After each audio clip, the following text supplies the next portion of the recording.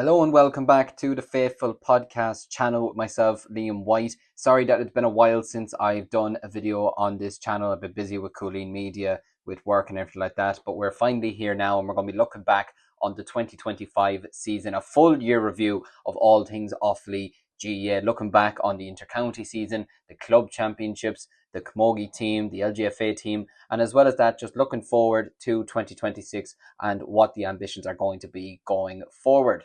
So I suppose looking back on the year, it's been a quite remarkable year for Offaly GAA. There's been so much that's happened. There's been so many big achievements. There's been, I suppose, a lot of things that have happened that have been painting us in a real positive note. Obviously, there's been some negative stuff that's happened as well, but we're going to mainly be focusing on the good stuff and looking forward to what will hopefully be another positive year in 2026, both from a senior level and an underage level. And I suppose we'll kick it off by looking back on the inter-county hurling season. So I suppose looking back at the start of the year, Offaly were in Division 1B of the hurling this year, and we had some tough games in there this year, but we had some good games as well. We had games against the likes of Dublin, obviously had the likes of Waterford in there, some good teams, Antrim, Laois, some really good games, probably at a period of a time when we were on the up to a degree. We had just come up from the Joe McDonagh as well, so there was a lot of momentum. We just won the under-20 All-Ireland hurling title last year as well, so there was a lot of momentum behind the county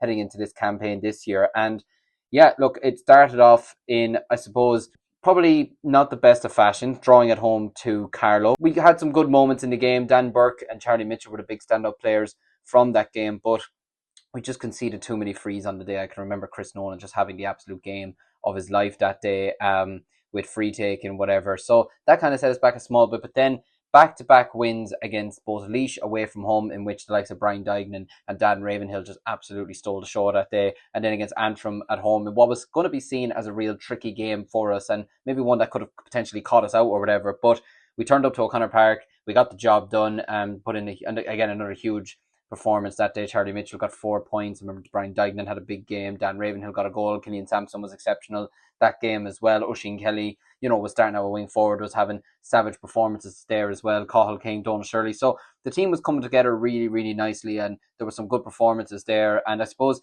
keeping our status as a Division 1 team minimum, or Division 1B, Division 1A, whichever one you want, was so important. So it was good to get the win there. And then going forward to Croke Park to take on Dublin, I don't think we performed ultimately like brilliant or anything like that, but we went up there and we had such a great spirit to get the result in the end. Obviously, Dan Ravenhill with the 100-yard plus free at the end in Croke Park, which was just absolutely unbelievable. And that put us in a really good position in terms of getting ourselves promoted to Division 1A, which we ended up doing in the end with the victory over Westmeath in the next game by 6 points. And then you obviously had results going elsewhere that were in our favour. So promotion to Division 1A, which a lot of us probably didn't expect at the start of the year. So it was an unbelievable achievement from that perspective.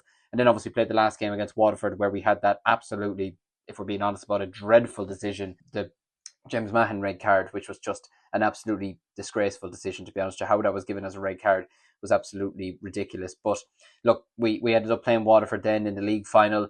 Again, look, the performance wasn't great. The scoreline was probably nice to us to a degree, to be honest with you. The game finishing 127 to 220, but realistically, we were well out of that game with 10, 15 minutes to go. But if we're being honest, the most important games then were the championship. The most important thing for Offaly GAA was to not get relegated this year. Back to the Joe McDonagh. We needed progression in the senior championship this year. We needed to stay in the Leinster Championship for another year. We need to be playing Leinster hurling in 2026. And it started off in a game that we really should have won over in Parnell Park. I was at every Offaly game this year, and I can tell you one thing for now, we should have won that game. We should have seen the game out. Just a bit of miscommunication at the back in the last couple of moments allowed Dublin to get a goal and to snatch victory away from us. It was just so unfortunate because we were so close to winning the game. Oisin Kelly had a brilliant game, got a cracking goal in the first half. Killian Sampson's deflected goal as well. And then just unfortunately second half, we fall asleep and yeah, the ball hits the back of the net a couple of minutes ago and we end up losing the game by 3 points, 125 to 219. So not the most ideal of starts to have lost out on that game. And especially then when you look at the fixtures that we had coming up against the likes of Galway at home, which was just a really poor performance, probably our worst performance of the season, to be honest with you, which started off so promisingly with Killian Sampson getting the goal early days. But then look, Cathal Mannion got their goal back, and then the own goal by Donal Shirley, which was just an unfortunate moment from him. And then, look, even with us having the extra man in the second half, it just wasn't enough. And Galway really just put on a big performance that night. The likes of Conor Malloy had a savage game of corner forward. Cathal Mannion just strut about, did his stuff that evening like he had done all season. So, yeah, look, it was a disappointing performance, to if we're being brutally honest about it. And then heading over to Kilkenny then the next game, not the game you probably want to be trying to bounce back from, to be honest with you. And we very much went up there, and as kind of expected, Kilkenny were much better than us, 425 to 216. I feel like from that game, the likes of Oisin Kelly, Donal Shirley, Charlie Mitchell, and Dan Burke were really the only ones that kind of really stood out and were the ones who put in the best performances from that day. But it was just a really tough encounter for us going down to Nolan Park to try and expect us to get a result, which was probably never realistically going to happen. But it's a great learning curve, and hopefully it gives us a perspective of what the level we need to get to is for next year anyways, as we try and close the gap in the Leinster Championship minimum first anyways. And then looking forward, then the Wexford game was another one that was a big regret. I mean, I think it was always going to come down to the Antrim game anyways, but just with the fact that we were so close, we defended so well, we fought so hard in that game, and only for Leitrim to get that goal to break our hearts, basically make it 217 to 117. It was just unfortunate. Again, just unfortunate. Just little breaks, little moments that really just stopped us and denied us from big victories this season. So it pretty much then came down to the performance against Antrim in O'Connor Park. That was the ultimate big one. This was very much make or break. This was the season defining game that we needed to win at all costs in order to keep our status as a Leinster team in 2026. And not the best game of hurling. The weather was dreadful. Probably one of the worst games this year in intercounty hurling, if we're being honest with you. But I think just because of the stakes that were there, it made the game somewhat interesting for even neutrals, to be fair. So, yeah, look, a good first half performance. We got the goals we needed. Dignan got his goal. Dan Ravenhill scored a penalty. It was a shame he had to go off at half time with the injury, because he was having a really good game. Really positive championship game as well. Scored, I believe, 1-2 in the first half, got a penalty as well. You know, Charlie Mitchell for me that day was just absolutely outstanding. The passes he was playing, he was drawing fouls. He was the reason why Niall O'Connor got sent off as well for getting stamped on, basically. Pulled off some big scores as well.